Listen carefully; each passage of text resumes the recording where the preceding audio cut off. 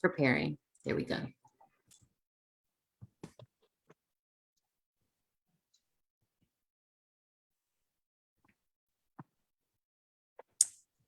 All right. Good evening, everyone. And thank you so much for tuning in to our second episode of Milk Minutes, brought to you by Healthy Start Center for Urban Breastfeeding. I will be your host today. My name is Bianca Suggs. I am the Director of Maternal and Child Health with Healthy Start, overseeing both the Center for Urban Breastfeeding, CUB for short, and our doula program. Now, for those of you who are unaware of what the Center for Urban Breastfeeding is, we are Healthy Start's lactation support program, exclusively servicing Black women residing in Allegheny County who are breastfeeding. Now, those supports include 24/7 access to our certified lactation consultants through our Latch line, which is in the chat. And like I said, that's 24/7. We're here holidays, weekends, any time of day you need support, we are here for you. We also offer educational classes for breastfeeding and any other breastfeeding resources and supplies you may need. We are here for you. Now, if any of that work speaks to you, we would love for you to join our team. We are currently hiring within the CUB, so please visit our website where you can apply. That'll also be dropped in the chat. Now, I'm very excited for this week's Milk Minutes. We have a very special guest, Miss Ngozi Tibbs. Yay! Thank you so much for joining us. Now, Ms. Ngozi, you do it all. You are a heavy hitter within the maternal and child health realm. You are a lactation consultant, an IBCLC to be exact. That's an internationally board certified lactation consultant. You're a childbirth educator, sex educator. You do it all. And I know I'm missing some things. So go ahead and introduce yourself to the people. Sure. So hello, everybody, and thanks for joining us this evening to talk about a very important subject. So you are correct, sis. So I am a board certified lactation consultant. I'm also a childbirth educator. I'm a doula.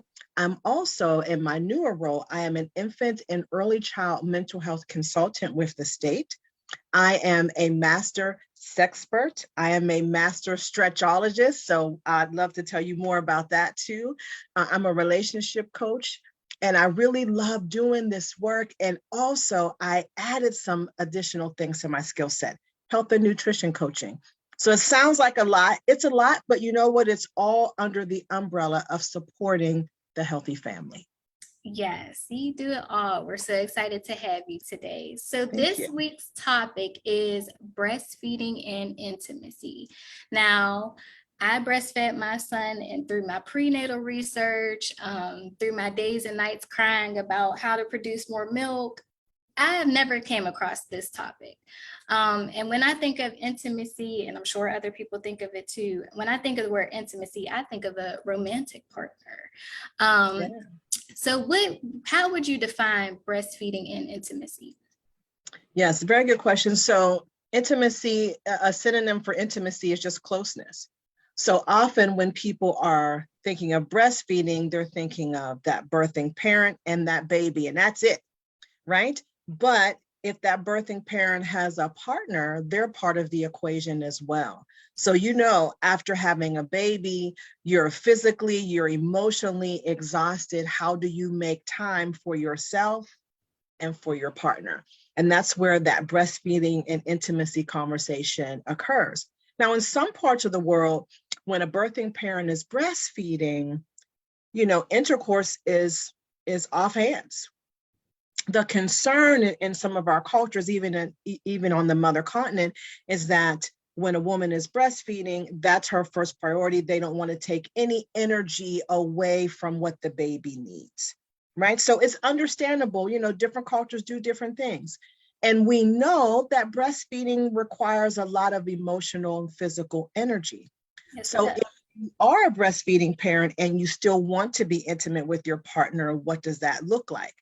Many people think intimacy just means intercourse, right? Having sex. Well, we got to expand that definition. It's bigger than that.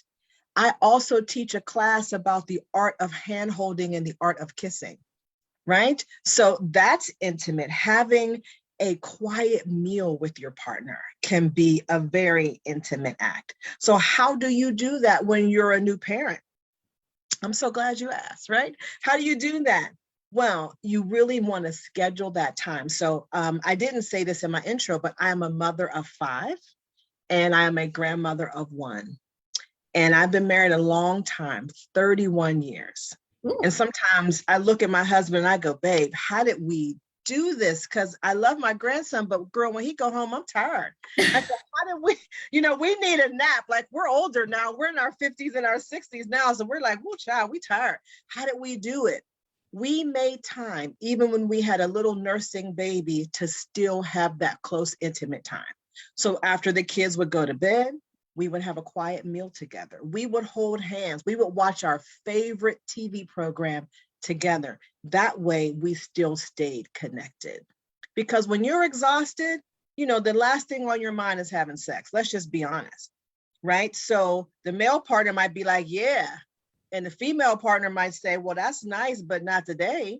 But I still want to be close. So, those hugs and embraces and feeding each other can be very sensual. So one of the classes I taught last year was on aphrodisiacs, right? So foods that we believe that can increase your libido. One of them is chocolate. So in the class, we talked about dipping strawberries in chocolate and feeding it to one another, right? That's hot. Like that's what's up. And something else too that we have to remember, that breastfeeding is not birth control. So if you are being physically intimate with your partner where you have a male partner and you're having sex, you need to be using birth control. I know there's this ideas out here from breastfeeding, I can't get pregnant.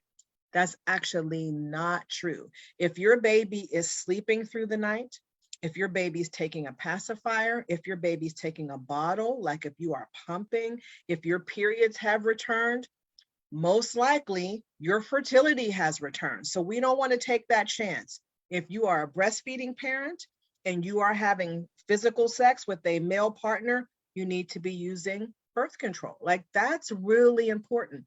And one of the reasons why I think we don't talk about breastfeeding and intimacy is I believe many of us, believe that when you're breastfeeding, that's it.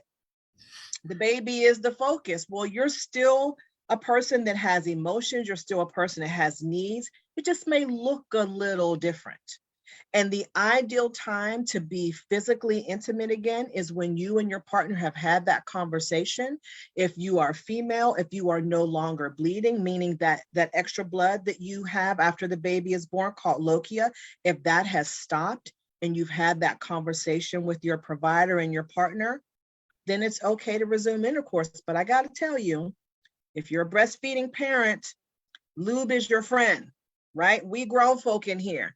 Get you some lube, because when you're breastfeeding, your body doesn't lubricate as well because you're not making estrogen as much, right? You might be making small amounts, but you're not making as much. So your body's like in a state of rest from estrogen. So lube is nice. So for my private clients in my private practice, when they say, okay, God, I think we ready, I give them a nice little care package with some condoms, some flavored ones that glow in the dark, right? Ones with ridges, all of that, and some lube. And then I say, have at it, y'all. Go on and do what you got to do, right? You make it an experience.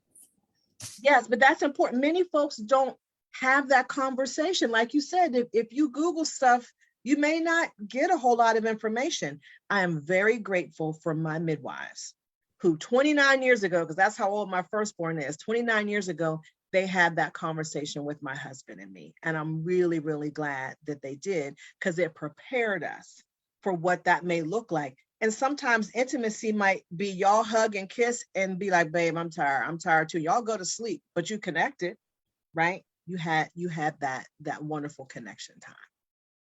Yeah.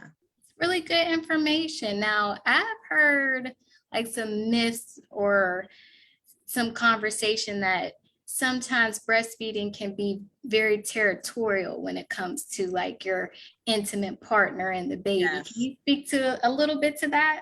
Sure. And some couples, that is very true. I have worked with couples Male or female partners are like, those are mine. And I like to remind them that just like our lips have a dual or triple purpose, we eat with our lips, we talk, we kiss with our lips.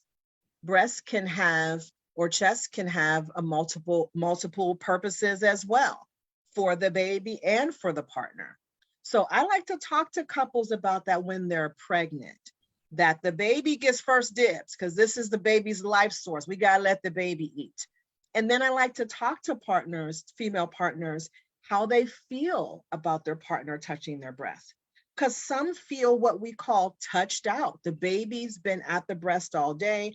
Partner comes home, wants to hug and kiss and feel all on you. And she's like, no, I don't think we're doing that. Right? So those conversations need to happen. Something else that's important to know, and I'm glad my midwives told me this as well. So the hormones that our body uses to make and release milk are called prolactin. That's the hormone that makes milk. And the second hormone is oxytocin. That's the hormone that releases the milk. So when the baby is at the breast, that sends that stimulation to the breast all the way up to the brain that there's a baby there, and the brain sends a signal back down so that there's this wonderful release of milk. So guess what? That same oxytocin hormone is released when you have an orgasm. So if you are a lactating person and your partner touches your breast, which is perfectly fine, and you have an orgasm, you might release milk. And I'm so glad the midwives told us, because we just started giggling. We were all embarrassed about it. We didn't know what to do. You know, my husband's like, oh my God, I just took the baby's milk. You know, it's okay. The midwives were like, you'll just make more. It really is okay. Now, if you Google certain things about breastfeeding, unfortunately, some other stuff might come up, namely porn, right? I looked up milk something, and this porn idea came up called Milk Mary. I was like, okay, that is not what I was looking for, right? I'm not against, if you want to watch that, that's perfectly fine. However, that's not what I was Googling. So if you Google milk release and orgasm, you might get Pornhub. I'm just warning you ahead of time. That might not be what you was out for. But I do think it's important that we have this discussion that milk releases when you have an orgasm. It's a wonderful, warm experience. Now, the next question the midwife said was, are you okay with that? I was like, I guess. I mean, is it okay? I mean, is the baby going to have enough milk later on? They said, you'll just make more. Some partners like to taste their female partner's milk. It's sweet. There's nothing wrong with it. If you're into that, that is perfectly fine. You will not run out of milk, because your milk is made by supply and demand. So if the baby nurses an hour before you have sex with your partner, and your partner's, you know, kissing or touching your nipples, you're going to make some more, and the baby wake up a half hour later, everybody's happy. It really is okay. It really is okay. So shout out to my midwives from the Midwife Center. Thank you for preparing me. I'm here doing this work today because of all the good education and support that you gave me.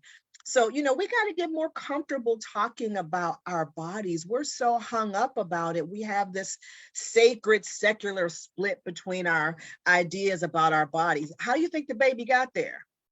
You know what I'm saying? The baby got there in love. So, you know, when you're making love, sometimes you release milk, and it really is okay. Okay, Yeah. so what would you say is the best time to have these conversations with your partner? Is it prenatally, postpartum? Very good question. I would say prenatally.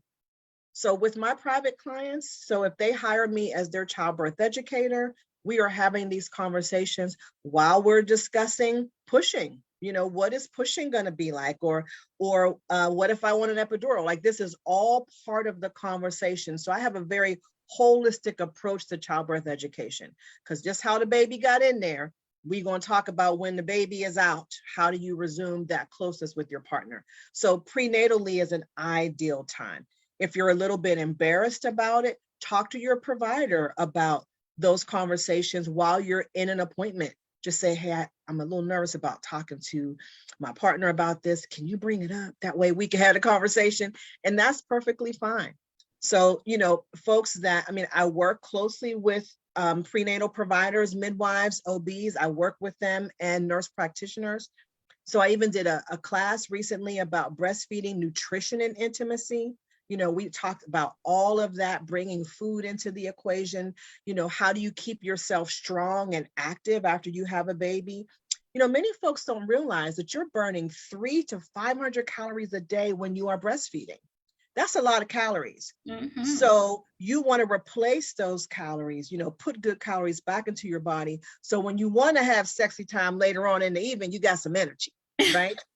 So that's important. So prenatally is a good time to have that conversation. But if you didn't, it's not too late if it's afterwards, but definitely within those first few weeks postpartum, because your provider is going to have the birth control conversation with you. Like, how do you want to space your children? So that's a really good time to discuss, when are you comfortable being physically intimate again? Because it varies. Some people, it's at 3 weeks. If the female partner has stopped bleeding at that point and they're comfortable, your OB might want to do an internal exam. If you look all right, they might say, have at it. Other folks say maybe a little bit later, which is okay too. But you want to have those conversations so there aren't any unspoken expectations, right? Talk to one another about that so that you are on the same page. Because if you don't, what may happen, so if the female partner, that birthing partner, is feeling exhausted and they're not interested in all of that hand holding and kissing just because they're tired, that other partner might feel like they don't like me no more. They don't want to be bothered, instead of, no, baby, I'm just tired. Right. So those conversations need to happen. People were telling me this early in my marriage, and I'm like, these people crazy. I don't know what they're talking about. Folks told me to schedule sex. I'm like, who does that? It should be spontaneous, right? That's in movies, y'all. That's in movies, right? You come home, you see each other, and you rip each other's clothes off. That happens in movies. Real grown people, sometimes you got to schedule it.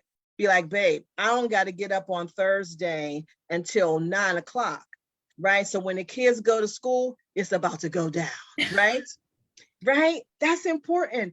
I love sending my husband sexy text messages, right? Just between us. We might be in the same house. The kids don't know what we're talking about, but they do hear us giggling, so maybe they do, right? But that's important. That's how you keep that stuff fresh and alive. You got to find creative ways to communicate. I love it when couples say, just randomly, for no reason at all, they might send their partner flowers at work or flowers at home, or say, babe, I know that you're tired. Let me get DoorDash for you. That's some sexy stuff. Yes, it is. I love food. Food is always sexy. Ain't nothing sexier than a clean kitchen. So if you know your partner is home and they're taking care of the baby and you want to be intimate, wash them dishes. Okay? That's wisdom. Like, that's real. That's what it's about. Know each other's love languages.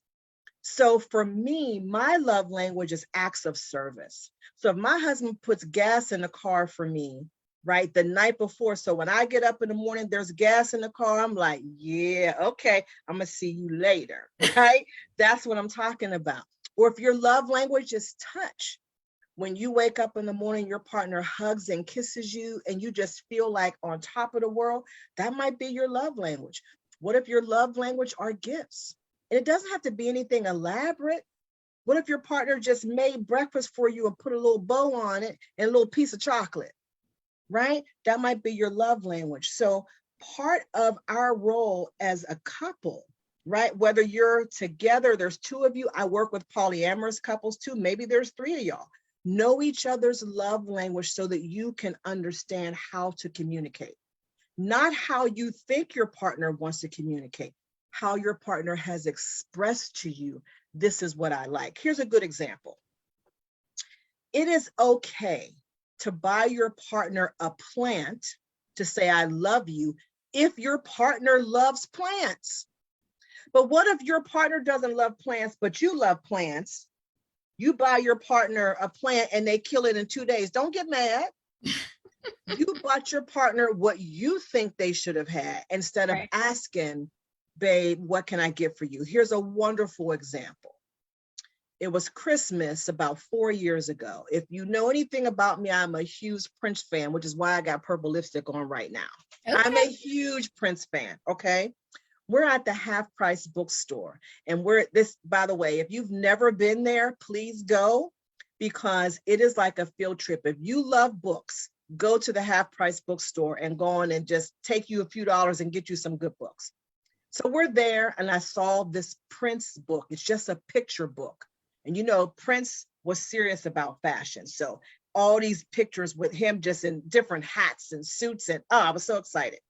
But I didn't have a whole lot of money. So I was looking at it. I'm like, well, I already got a few things. Maybe I shouldn't get that right now. So the kids were like, yeah, Mom, it's too expensive. Don't get it. You can get it next time. I was like, yeah, I guess.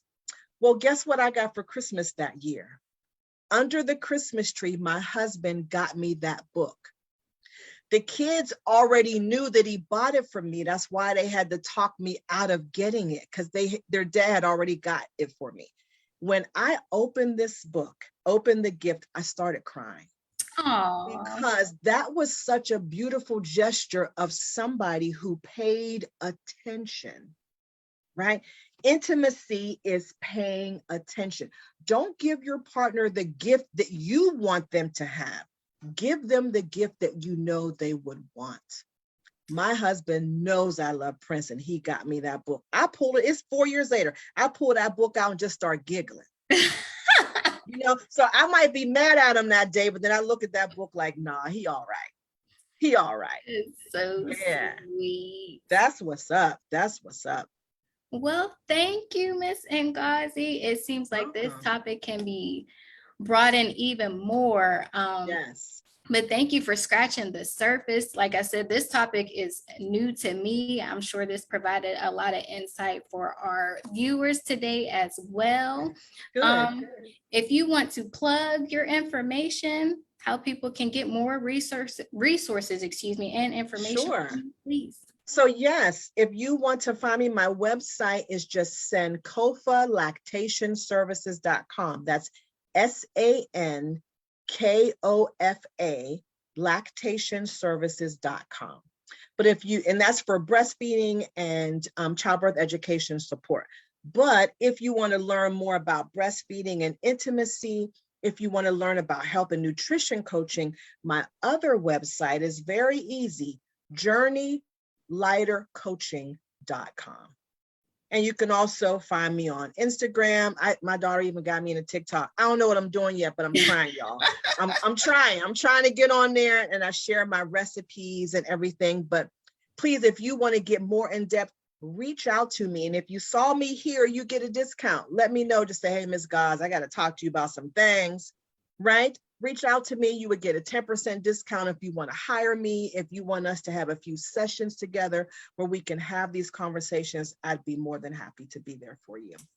Thank you so much. And then also to our viewers, please, if you are prenatal, even postpartum, make sure you check out the Center for Urban Breastfeeding. Our link is in the chats. Also, our 24/7 support latch line can be reached at 412-545-2022, option 1. Like I said, we are here 24/7, holidays, weekends, 2-3 o'clock in the morning. We will support you.